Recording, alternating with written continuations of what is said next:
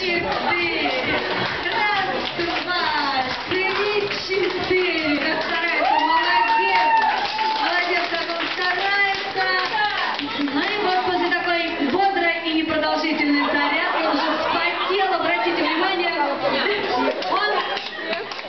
он побежал обратно домой. Быстро побежал. Быстро, времени мало.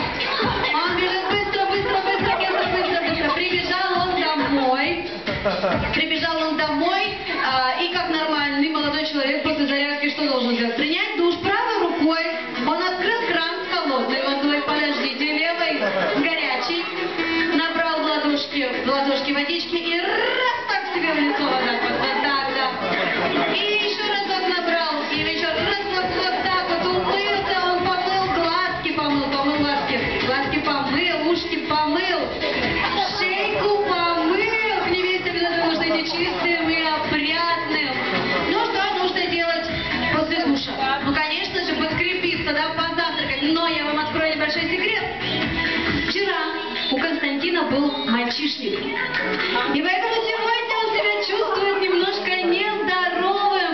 И прежде чем перекусить, он решил выпить немножко вина. Ну, сегодня можно. Да, согласитесь? Сегодня с утра можно его бокальчик с вином? Должны что-то платить. А бокальчик вообще есть? Нет? Что случилось? Нам несут бокал.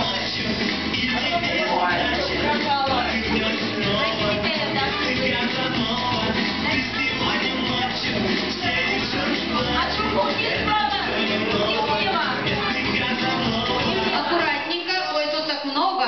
Так, держите аккуратно, держите. Обеими руками лучше для подстраховки.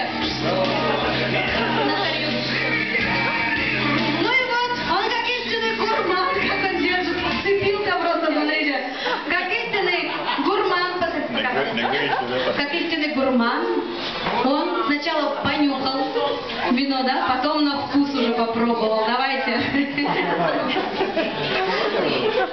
Давайте. Вот так вот он приводит себя, да, это